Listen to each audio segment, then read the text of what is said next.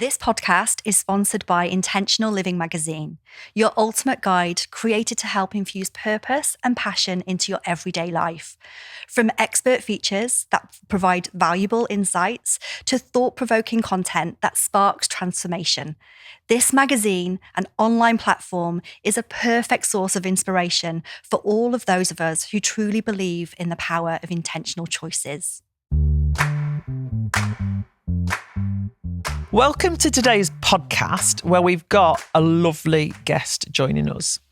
We've got Margaret Bell, and we specifically asked Margaret to come and speak to us today, didn't we? Because we've had a lot of listeners wanting us to do something on binge eating. Emotional eating. And yeah, they actually what they said was binge eating, but we like to rephrase that as emotional eating habits, and also talking about hormonal health. So listen to this one. It's a really interesting one on Margaret's backstory, as well as how she got into doing the work that she does with women for their hormonal and gut health. She literally is, the hormonal health. The Wonder Woman of Yeah. hormonal health. Enjoy. Good morning, Claire. Good morning. How are you today, you ray of sunshine? I'm good. I thought I'd bring the sunshine into the studio because there's no sunshine outside at the minute. If you live in the UK, it's middle of June as we record this podcast, and we've not seen much sun, have we? No. But we've got another ray of sunshine. June is the with us warmest today. January in history. Bloody freeze, it's like ridiculous. October, isn't it? I know. Anyway. So I thought to bring the sunshine in, and because we've got another ray of sunshine with us today, and that's our lovely friend and has-been client, Margaret Bell. Hello. Hello, you beautiful human. Right, Marg, what we're going to do at the beginning of every podcast now that we have with a guest is ask you what your human design is. Mm-hmm. So, and obviously also tell us about yourself. So, what is your human design? My human design is projector. Okay, and what's your profile numbers? 6'3". 6'2". Oh, no. She's a 6'2". She's an intuitive genius. Yeah, She 6'2". is. She's an And intuitive also what's your genius. authority? Spleen, Splenic authority. Okay. which makes sense. So it makes so You are much so sense. true to your design, aren't you? Yeah, she really is. So we've worked with Margaret. We've had you on our retreats, and then we've worked with you as our client as well. And she's been an absolute pleasure.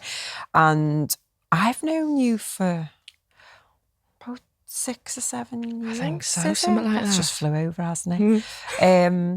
And you've come a long way, absolutely. So we'd love to talk to you, obviously, about that journey and about what you're here for today, is because we put out on our last podcast a call out to anyone listening, especially women, because we do have a big female following, about...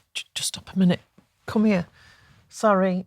Are you Is it eating the hair? hair? Thank you for that. You're welcome. I can feel it again still. Thank you for that. No need to edit that, Calv. It's fine. And we put a question out and just said if anyone has got a topic that they'd like us to talk about, what is it? And we had quite a few women who responded with food and eating habits. And as soon as we got those questions, it was a case of... I just went, Marg! Should we call in Wonder Woman? Call in Wonder Woman, yeah, Call absolutely. in Wonder Woman of, she's hormonal health expert and also gut expert. So obviously we'll go into that with you now. So if you want to introduce yourself and just tell us a little bit about you and why you're doing what you're doing. Yeah, no problem. I am the Wonder Woman of hormonal health, so thank you. You blooming are. You blooming are. Can I just say, Yeah. because Marg is a projector, she doesn't shout because she has to be invited in. So any women out there who have got challenges with their hormones, who have got challenges with their eating, who have got bloating, who have got anything that's not kind of working properly, the chances are Margaret can help you. She's not going to come and knock on your door. You're going to have to come and say to her, Marg, help me. So I just want to say that so that people aren't expecting you to go and knock on that door. It's the one thing I never do. Never go knocking, but it's just like, can I just suggest? Yeah, Could and I make a asking that- suggestion? yeah. And that's a great tip for a projector, isn't it? To be able to just ask a question so that you can be invited in. Yeah. Could I offer some advice? Can I just suggest something? Absolutely.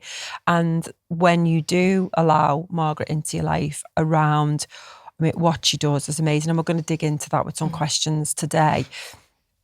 I mean, me, 48-year-old woman, I should say, I hate saying old, it's 48 years young woman.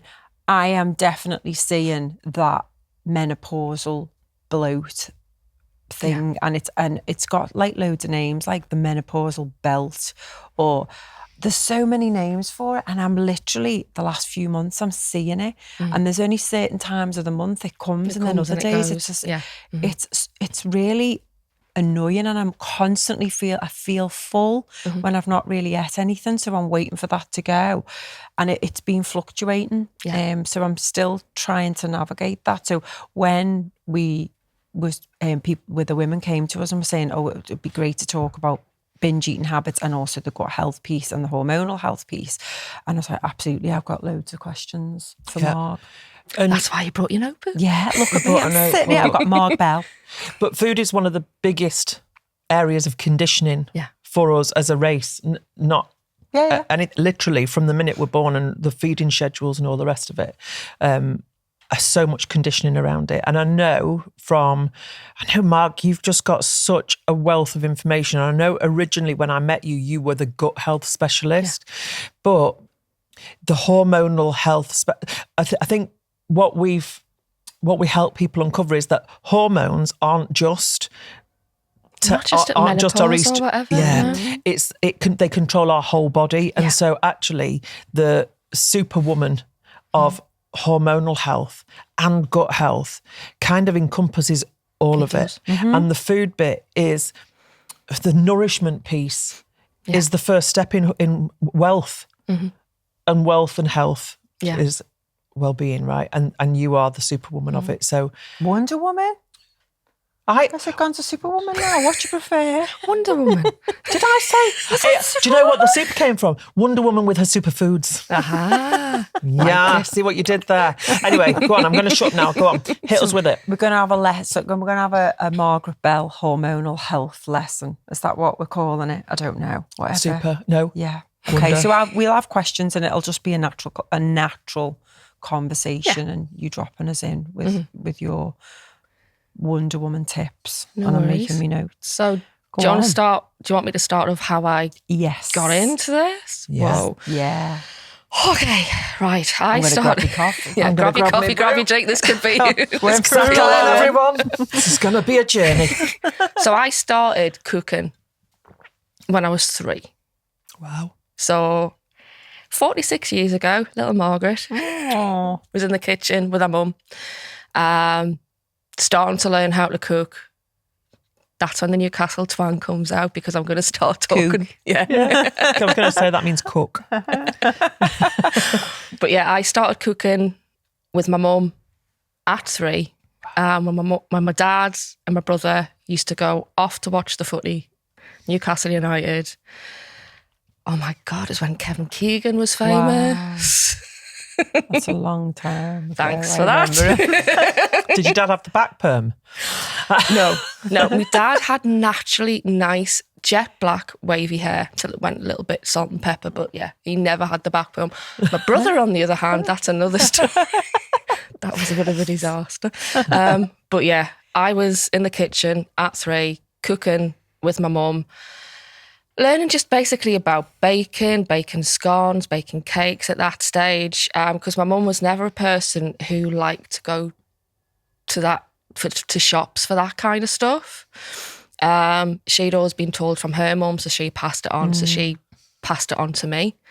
And I think it was at 10 years old, took it on myself to make my mum and my dad a Valentine's meal, 3-course meal. Oh, bless you. But I made a very, very grave mistake thinking, Valentine's Day, perfect thing for that. Let's cook them hot. Margaret. Exactly. And did it not go down well? Didn't go down well with me. I was like, I nearly passed out. Oh my God, that sounds horrific. Yeah, but you know, 10 years old. What were you going to do with it? Stuff it? Yeah. Oh God, it's making me feel sick. Moving on. It's round about 14 that my relationship with food did take a drastic change. Was bullied at school from girls who thought them were good friends, turned out really not to be in the slightest at all. Probably a kid with a little bit of puppy fat, but blimmin' heck, it went quick because with that bullying came along me controlling my food, experienced anorexia. God. For a good year or so. I went down to 7 stone. And I think that was the year 1990. So doctors weren't that clued up on it. Mm-hmm. My parents definitely weren't clued up on it because I was just wearing baggy clothes the whole time just to hide it. Mm. And then my mum was diagnosed with lupus when I was 15 and a half. And that just kind of just blew my mind. When the doctor started describing what it actually was and what would actually happen to my mum, was like, this ain't right. And then my mum passed on the knowledge to me that it can be passed down through the female side of the body, her female side of the family, as just hereditary. I'm like, great. Genetically. Yeah. So can you just tell us what lupus is? It's an autoimmune condition. So it can affect everything in the body. My mum, it affected her joints. It affected her weight. It actually affected her stomach as well. And although there hasn't been a link to it, I'm quite sure later on in life that affected her getting mixed dementia as well. Mm-hmm. So there hasn't been an exact link to it, but I'm pretty sure that has had something to do with it. So it affects the whole body. You can be quite full of spirits one day and the next day just nothing's happening. And it really did affect her energy. Her spirit as well, because she went through depression quite a few times. So yeah, it is a horrible kind of condition that can just affect everything in the body, as a lot of autoimmune conditions can. So how old was your mum when she was diagnosed with that then? She was early 40s. So I'm now 49. So I'm like, I haven't got anything yet. So yes. Do you know what? I can completely resonate with what your mum went through, to be honest, because I had an autoimmune condition and it does take over. Yeah. It does take over your life. Mm-hmm. So and it's hard to be the child of someone. My kids watch me be sick for so long and you do feel a little bit lost in it, but I get it completely. Mm. So is that what inspired you then even more so to do what you do today? Yeah, that inspired me definitely. I can't remember the title of the book, but I know the book that I started with was written in the 1980s about the immune system. And we're talking pre-internet, so it was like, well then, I've got about 2 books on this. Yeah. Read them over and over again. Internet came out and I just started reading into different studies. But I always felt that I was battling against the doctors at the time because my mum was getting passed from pillar to post around different doctors and none of them seemed to be linking up with one another.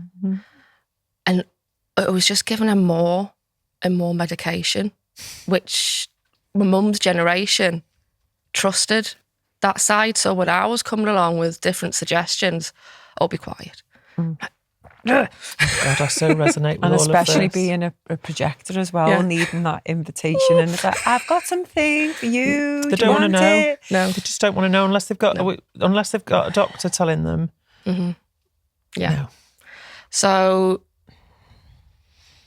that was going on for quite a few years. Anorexia, I managed to let that go, shall we say, that experience. Because of what was going on with my mum, that didn't take really precedence anymore. Did you get help with that or did you just manage that yourself? Manage it myself, really. God, that's so proud, so brave and hard. But I guess you put your own situation behind your mum. Yeah. I put my energies into something else. So that voice just eventually buggered off. Or turned down. Turned down drastically till my mid-20s when my dad... And then, So it's come back. so It comes so it's back. not gone away. It's just been it's just been turned. muted a bit. Yeah. Till my mid-20s and my dad passed away. He passed away of cancer within the stomach. He was... Wow. I can remember he complained a couple of weeks before that he was just having... He didn't know what was going on in his stomach. And I thought, oh, here we go. He's been for a dodgy curry again. Went to the doctors and they sent him straight to AA. And that doesn't sound good. They admitted him and he was told that he had cancer and it was spreading quite rapidly. Don't worry, you've still got about 5, 6, 7 years to live. 2 weeks later, Gone. Oh. Shock. Yeah. And then it kicked off your eating again. Kicked off me eating again and binge drinking as well. So it was binge eating and binge drinking because it's just like, what the hell's happened? So did that go from anorexia to bulimia? There was definitely bulimia there because it was getting to such a situation that the binge eating literally just to fill that void. And I was eating and eating and eating. It's just like, for anyone who has binge eat, it's that the switch kind of switches off and you just keep on going until you're so full that you are physically ill. Yeah. And that's when I started then purging as well. Wow, it's hard, isn't it? But there'll be loads of people listening that completely resonate with what you're saying. Yeah. So how did you move out of that? Took Or a while. have you moved out of that? Yes. Oh God, yeah. Took a while because I moved down to Liverpool about 1.5 years later. Couldn't cope with what was going on at home. I saw my mum go from relatively healthy, because obviously she still had the lupus, but she lost around about 2-3 stone within a matter of Was a this week. through the loss of your dad? Yeah. Like the Yeah. Just dropped heartbreak? off her. Yeah, it just went bump, gone. Oh. They met as childhood sweethearts, so they only knew one another. So when he was gone, it was just like, oh my God, my mum's just virtually disappeared. My brother wasn't coping too well. I just thought, I knew for a fact, although I thought I was going for a new life in Liverpool, I knew now, running away, just completely running away from it. And the binge eating and the binge drinking went on for about another year or so because I had the freedom to get away with it. Guy I was at the time, mechanic, he used to do stuff in the night times and I was just left on my own. With your wine? With my wine, And your food. my food, carrying on. And I think it just took at one point, I just looked in the mirror and went, Who am I? yeah, what the heck has gone on here?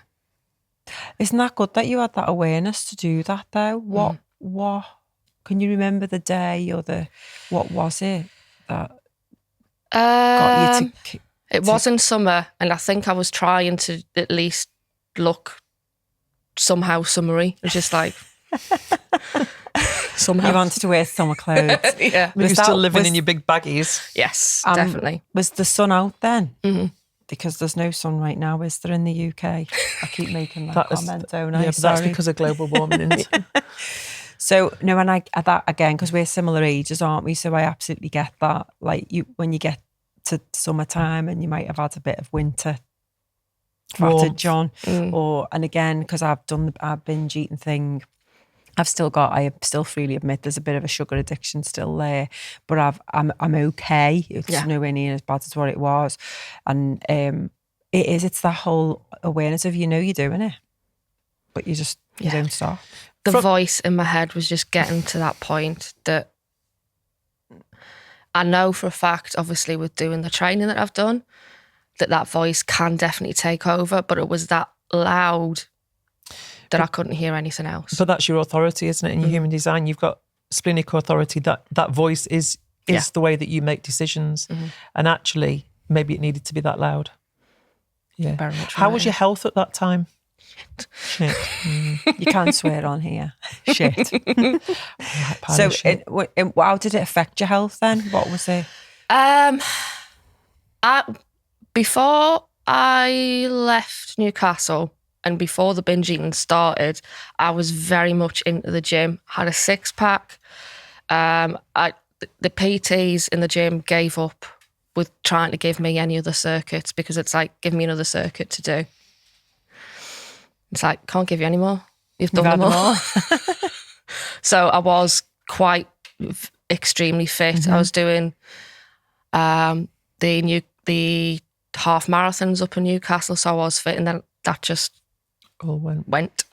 So the weight piled on, and to that point until I just didn't recognise myself and that voice was there.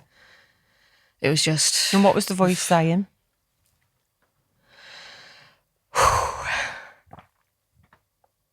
You fat, ugly, horrible bitch. The whole lot was just... whole bully. Yeah. Ugly. What you done to yourself. Yeah. No one's going to want you. All of that bloody stuff that we say to ourselves. And we talk about this, don't we, about being empowered and disempowered, and the disempowered way of speaking to yourself is as the bully or being a victim. And they work in tandem. Yeah, and it's like you can say, you ugly, stupid, fat bitch, what have you done? And then it's like, oh, and then victim, no one's going to want me, no one's going to like me. It's so disempowered, and that's your disempowered masculine and feminine. And then switch it the other way and go into your empowered queen and warrior, or your king and warrior. And the warrior takes action. They have courage to make things happen.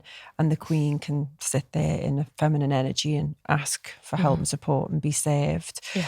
And we know Marg is a warrior. Yeah. Like I don't think I've ever seen, I might have seen a dip into bully now and again, but you are a warrior most of the time. Yeah. And queen, again, like the rest of us, is a work in progress, just sitting and receiving. But was that point, that really low bully victim point, was that the turning point? Okay, so talk to us about how you got yourself out of that, and what got you into this whole realm of helping others. Yeah. So I was still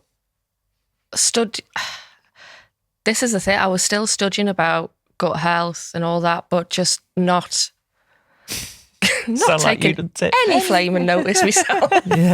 And not having the courage to take it any further anyway. But whether it was a mistake or not is another thing, because it's always a journey. I tried Weight Watchers. I love that kind of...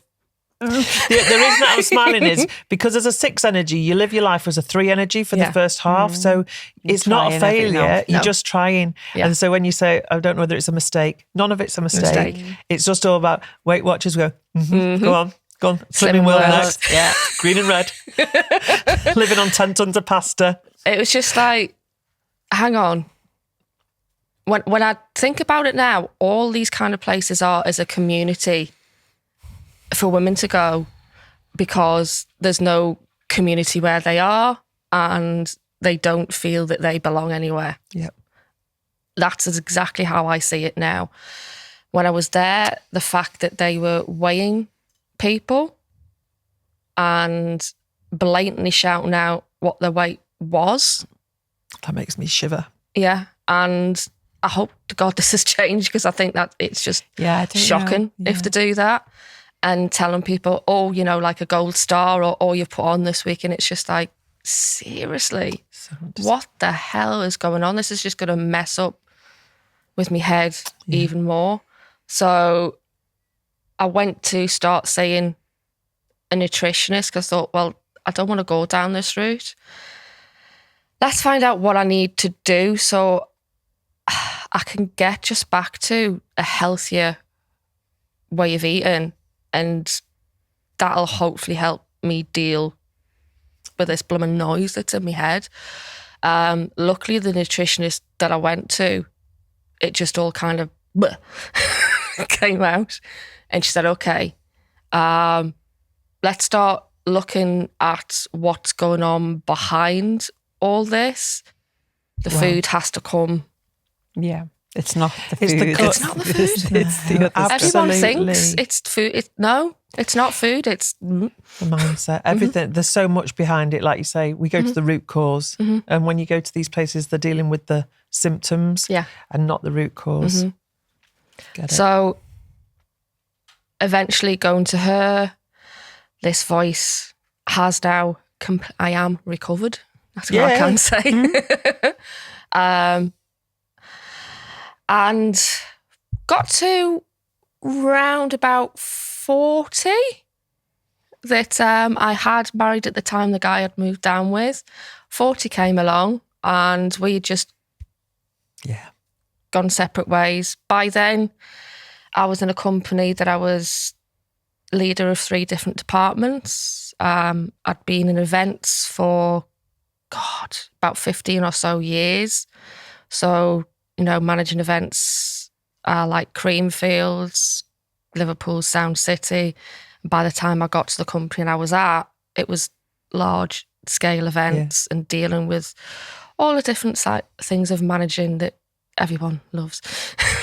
All of it. Just people. Yeah. People. But yeah, it was me that initiated saying that we are going separate ways in this relationship. I'm going this way, you're going that. We don't really seem to have anything in common anymore. Hardly get to see one another. So we went on a make or break holiday. And that Finished it off. That broke it. Yeah, that finished it off. But I had all the guilt around that, feeling so guilty that I initiated this. You're married, you should be able to work this through, kind of thing, and experienced depression. At the time, the place I was in work couldn't really deal with that and let me go, which led to further depression. So there was no support of that No way. support. Did that link with eating again? It did a little bit, but I managed to kind of catch that quite quickly because I got to a point where it was just like, I don't deserve to be here. Cool. I don't deserve to be on this earth. I don't deserve to eat. Went further and further down into it. And it was my friends that pushed me. 2 very good friends, Beth Cutler and Lucy. They both pushed me, Colette pushed me into going to see counselling. Took them about 5 or 6 attempts for me to go, but I did eventually go. And 8 or 9 months just went on, built myself back up and got to a point of, do I want to go back into events? Because anyone that's been into events knows that it's quite a... Pressured, isn't it? It's just A lot. incestuous, shall we say. Everyone knows about everything else and guaranteed everyone will know what had been going on with me. So I thought, don't want to go back to this. Trained as an anti-diet coach, qualification, food psychology, the gut health came, and now culinary medicine and naturopathy as well. But even then, when I was doing the studying, it was like, I don't want to take the leap out of full-time employment and scary stuff. It is scary stuff, but you know what? You instinctively you knew that's what you needed to do. Mm-hmm. It took my mum to pass away for me to finally go, right then, let's go. These triggers. So you've experienced so many roller coasters, emotional. Yeah. And I think when we were asked about what people wanted to talk about, a lot of it was emotional eating. Yeah. As well, and the links between the highs and lows and linking that to food and potentially how how people can break those habits and how people can understand what's going on for them, because they do go into bully mode. Yeah. When we hear some of our clients talking about, you can hear them going, I'm just rubbish at this, I'm rubbish at it. Go, whoa, hang on a minute. You're not rubbish. And again, it's just about stepping out of the victim bully mode and into the empowered mode. And the fact that they're asking was brilliant, because it means that they want to do something about it and they're not finding the help out there. So what can you tell us about that and how people can navigate? So there's about, 10 stages of realisation when it comes to the likes of binge eating. Starts with the denial. Nothing wrong with me, I'm fine. And it moves further and further up the scale to basically being recovered. I think the first thing is to realise where you are in this situation. Are you at a point that you needing help, but you just can't see what to do? Are you at a point where you can deal with it as far as the food's concerned, but you can't deal with what's going in your head? So I think that's the very first thing that people need to start understanding. Where am I in this situation? And really sit down and dig into it and say, okay, this is where I am at the moment. Where is it that I want to be?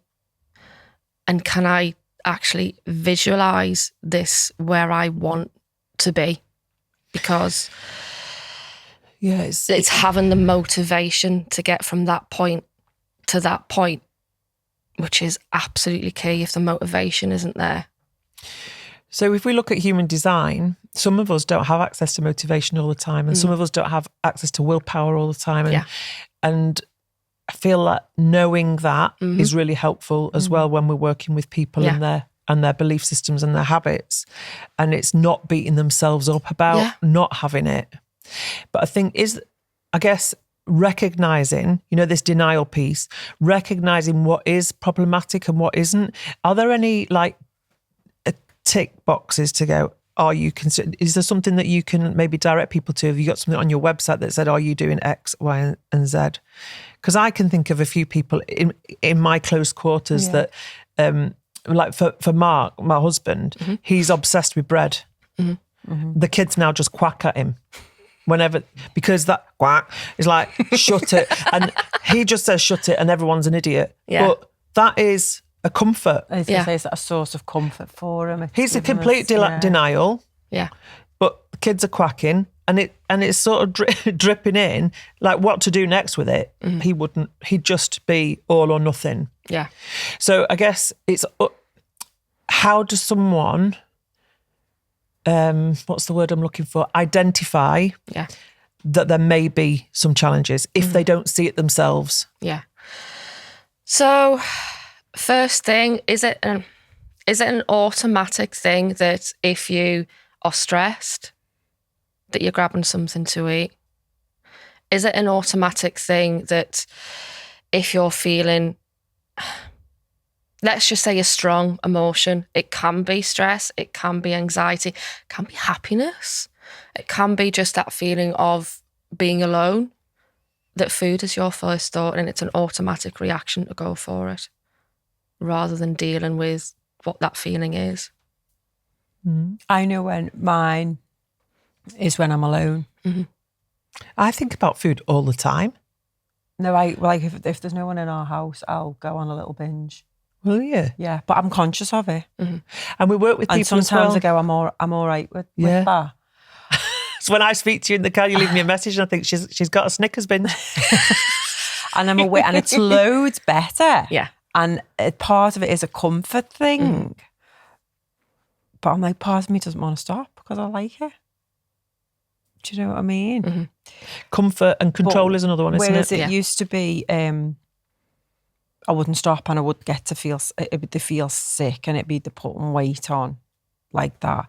So it's reduced a lot, but there's still something. Still something there. And the it's stress, at the back. stress. If I feel stressed, like, I'll just have a cup of tea and a biscuit or. But you're so self-aware, Claire. So for the people that aren't necessarily so, You are really self-aware. Yeah, because yeah. obviously we work in personal development. We are very aware. But some It's people the just discipline. aren't.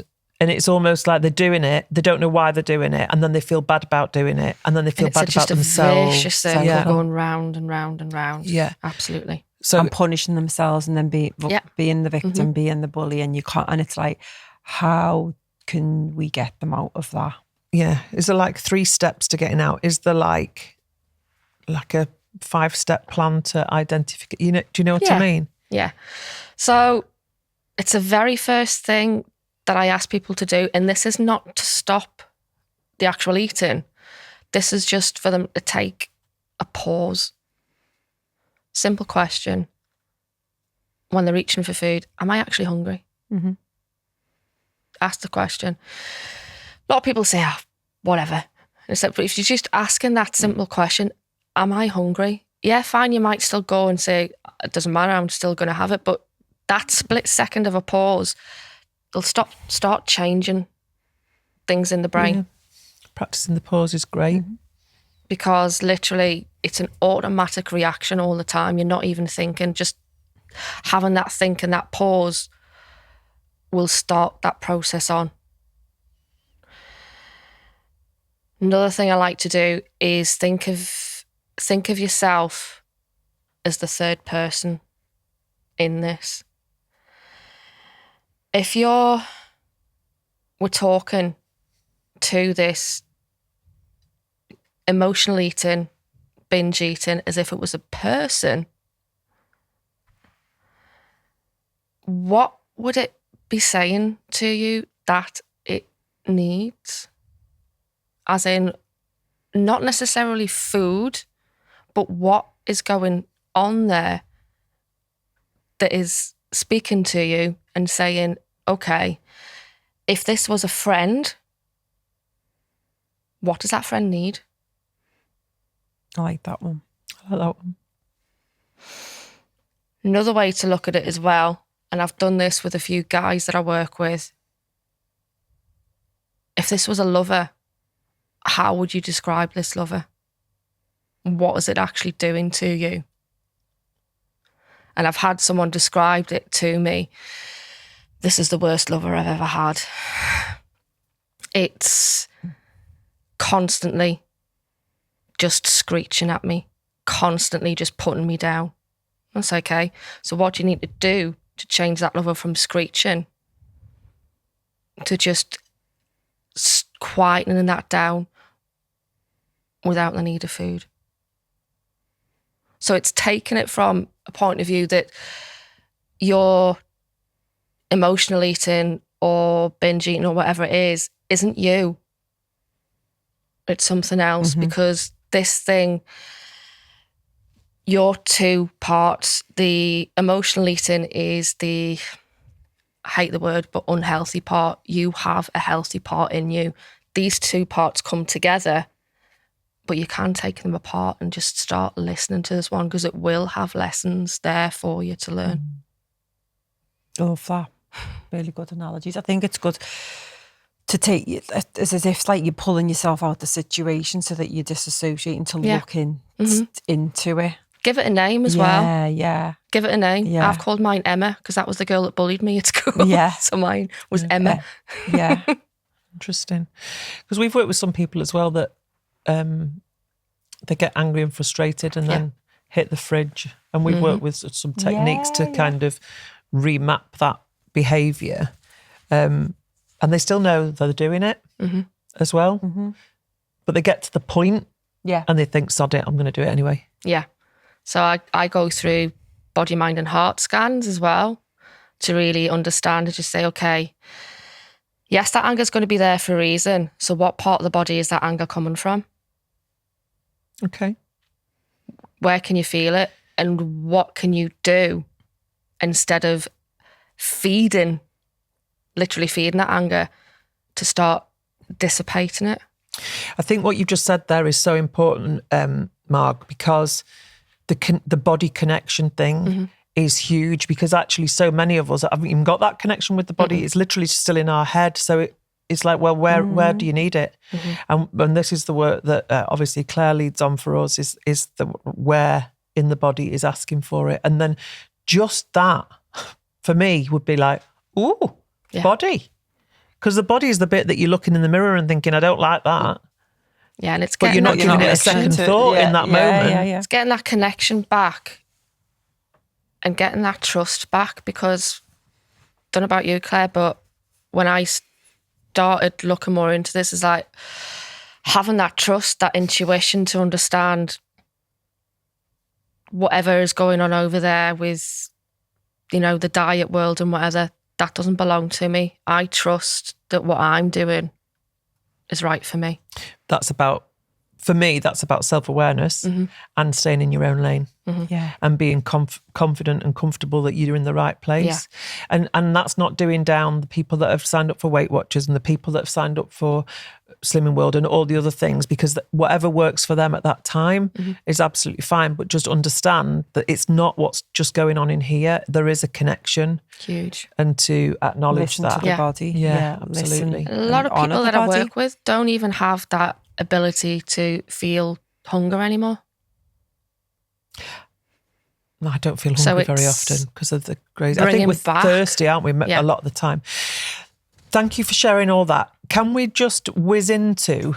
We'd have to whiz. We can meander into the hormonal stuff and about there's so many women of our age that will be listening to this that have got hormonal imbalances, and we talk about toxic load and we talk about the food and the stuff that we bring into the body. You obviously major on the food side, and before we started today, you've given us a little kit of stuff which I'm dead excited about. Seed cycling. But talk to us about eating for hormonal health. So I see it in like different phases. So for your bleed to round about, and this is going to be different for everyone depending on their actual cycle, to around about day 10, that's when your estrogen is coming in. And estrogen doesn't like glucose. So you're best on keeping glucose just a bit lower. When you say it doesn't like glucose, what does it do if you feed it? If you feed it, it won't be as powerful as it needs to be. You might have a lack of estrogen. Estrogen, okay. So be aware of your glucose intake. Claire? When everything starts coming into alignment, you know, those 5 days that we can all feel wonderful, that's when your testosterone, progesterone and estrogen are all starting to come into line. Really start taking care. And I'm not saying don't take care of your gut health at any other time, but this is when you really need to be on it, because you can have, let's just say, all three hormones coming in. You might have a little bit more of estrogen than you need to, or a little bit more of testosterone than you need to. And your gut is linked to your liver, and it'll be your liver that gets rid of the extra hormone that's there. So being on it with your gut health at that point. So fermented food, your probiotic and prebiotic food are going to really help your gut health at that point. And also we talk about reducing the amount, understanding your liver, understanding the role that the liver plays in the body, and understanding also what you use in and on your body, because anything that isn't natural, it's almost like there's a queue. There's no fast track on the ride for the liver. There's a queue. So the hormonal imbalance, if you've got a load of toxicity in your body, it's going to really affect your endocrine system hugely. And then, that's about the chemicals from our food. Chemicals from your food and products. I made a point at the wellness festival I was at yesterday. I was speaking to someone. Potatoes that aren't organic can be sprayed up to about 25 times. Oh, glyphosate is such the biggest. We talked about this before. It's the biggest hormone disruptor that there is. And our shelves are full of food soaked in glyphosate. Yeah. So, you know, the amount of potatoes that people eat. Crisps. Yeah. It's everything. Sprayed. If it's not organic, veg and stuff, they've all been sprayed with a fertilizer. Glyphosate is huge. And I've got a presentation somewhere about it, like literally the amount of... I was watching on Jeremy Clarkson's farming programme the other day. They were saying that they'd spent God knows how many thousands of pounds on glyphosate because it's what they spray the fields with. Yeah. It's the fertiliser that they spray the fields with, and our food absorbs it and it doesn't wash off. And it's one of the biggest hormone disruptors that we've got in our society, and it's just normal. Mm-hmm. And now with that we're out of the EU. Yeah, crack on. We can do even more. Not just that, but there's food that's coming in. Scary stuff. Yeah. Scary stuff. And then this is where it leads you back to, do you know what? Just grow your own. I know, we're starting that this week. Oh, yeah. Yeah. Mark got all the chits off the potatoes ready, and then the squirrel came and ate them. We're going to do it. He'd got them all out there and then he came back. Yeah, he's called Lenny the squirrel, and he ate them all. Fuming. We are going to do it because then we've got control over our own. And I think the cost of living crisis as well means that for those of us that have got a garden or some space, you can grow potatoes in a grow bag. And you can do your own kind of things there. Definitely, that's what I'm thinking, because I think when you do say to people about eating organic and they're like, I can't afford it. It's like, well, can you afford to get sick? You can get it the clean 15 and the dirty dozen. Start with that. Yeah. Always recommend just start with that so you know what, because everyone loves strawberries and clean 15 and the dirty dozen of these apps. No, there's a list. There's a list. Oh, the clean there's 15. A list, but make sure you get the UK one, because there is a one in the US. Clean 15. Clean 15 and dirty dozen. Yeah, so the dirty dozen is, they're the ones that you'd look at. If you can afford to go organic on those, go organic on those. Right, okay. Because they're the dirtiest. Yeah, I know that about the strawberries. Just explain to us about that. They're only supposed to be around in the summer, aren't they? Only supposed to be around in the summer, but because they're a soft fruit, they absorb so much. And the seeds are sprayed, that, you know, when they're cropping, when they're growing, they're sprayed, and they'll be sprayed again to give them that extra bit of life on the shelf. And it's mad. And we've got teenagers that have got such bad skin. Yeah. And a lot of the hormones are disrupted because of the stuff that they're eating and putting in the skin. And you can see it. Anything that's gut related will come out of the skin. So acne, psoriasis, all that sort of stuff will be gut related, won't it, Mark? Yeah. See. Again, it's funny, isn't it? Because for me, it annoys me so much to say people think, like, you know, they're eating a punnet of strawberries or they're eating fruit. It's because they want to healthy. look after themselves, and they're sprayed with all kinds of chemicals. It just goes mind blown. It just makes no sense. No. And just your hormones are, your body's created to heal itself, to work, and for women, we class menopause as an illness. It's not. And it's absolutely not. It's just a part natural of natural life. And people go, oh, I'm pregnant, I'm going into menopause. And the people that live in the blue zones in the world, they obviously go through the change of life because we're all designed to do that, but they don't have the symptoms that we do. Not at all. Because they don't have all of the chemicals and the crap in their life that we do. And I think, I can't remember the name of the doctor that, it'll come to me, that said your body, the female body is designed to do this stuff. As long as it's in the right environment, looked after in the right way, it will thrive. And we're obviously not doing that. No. Not doing that. And you know what? But we are so lucky and so privileged to be able to live the way we do. But we then are that domesticated that we stop educating ourselves, and we're just like, what did you say? We're fucking it up. Cocking it up. Yeah, it's like you think you're doing okay, but and you know, I just go back to, I've got a home, I've got a warm bed, we've got showers, we've got water, we've got food, the basics. But then really, when you look into it, the food that we're eating's not good. The household products, the candles, the smellies, the plug-ins, the alcohol. I freely admit I still drink alcohol because it's all about choice. Don't drink as much as I used to, but I know the next day or the days after, I'm tired because the liver's trying to process it. I still have the odd drink, but I've got into it now to understand what ones will not affect me as much. And I freely give that to clients as well. Yeah.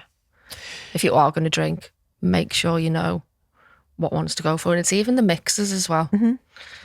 It's got to be worth it, isn't it? But that's really helpful. So do you have all these resources on your website, Marg? On my website, you'll find out the different kind of programs that I can do, the membership that I've got, and I have got a list of, when it comes to hormonal health, of five steps that you can actually start with, definitely. Amazing. That'd be great. So We'll put that in the show. We'll put them in the show notes. But if tell us who's your soulmate client? Who's your ideal client? Oh my word. Who's watching or listening today that is waiting to hear this, and that you can help? We know you can help anyone, but who is it that you really are called to help? I reckon I'm called to help women 35 plus who feel that things in the body are definitely changing. They're not sure what is actually happening. They feel, definitely isolated, feeling that they're the only one, as so many of my clients do, thinking that they're the only one. Oh my God, you're so not. You're not alone. But don't know which way to turn. They're getting bombarded with so much information that's out there and listening to so much noise. They've tried this, that and the other, and it's just not working. Okay, brilliant. So if that's you sitting at home thinking, oh my God, that's me, have a look in the show notes and reach out to Marg, and she has got that free five steps to hormonal health. Yeah.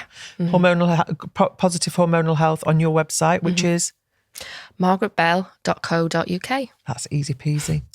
Thanks, Marg. That's been lovely time speaking to you. Sorry, I'm a little wrapping it up. Have you got any more questions, Clarabelle? I don't think so. No. We could talk for hours, couldn't we? Yeah. I think it's just for you to come on and for you to give us your backstory, because there'll be other women resonating with your story as well, whether it is, the running away of things and tucking things down. We all have had stuff happen to us in our life where we've run away from, and so we literally push it down until it rears its ugly head and we go, shit, gotta deal with this shit now. Well, you're a great person to do that and to really help them understand themselves, understand the food, understand the hormonal piece. It's just massive because I know women talk about hormones all the time. It's like, oh yeah, hormones are up the wall, and then like you've got your partner or your kids going, oh mum, your hormones. It's like, you've got them as well. We've all got them. It's like we need to wake you up in the morning, they put you to sleep at night. Yeah, so exactly that. They help. That's how we live. That's how we were alive. So yeah, that's just been really interesting, and I know that the people that requested this, it'll be great. This will be aired in about 5 weeks' time. So thank you so much. It's been a pleasure. And we've actually had you to come and sit with us on Can We Just? Thank you, Marg. You're an absolute Wonder Woman. That's it. Thank you. Thank you. So it's love and light from me. And it's tra from me.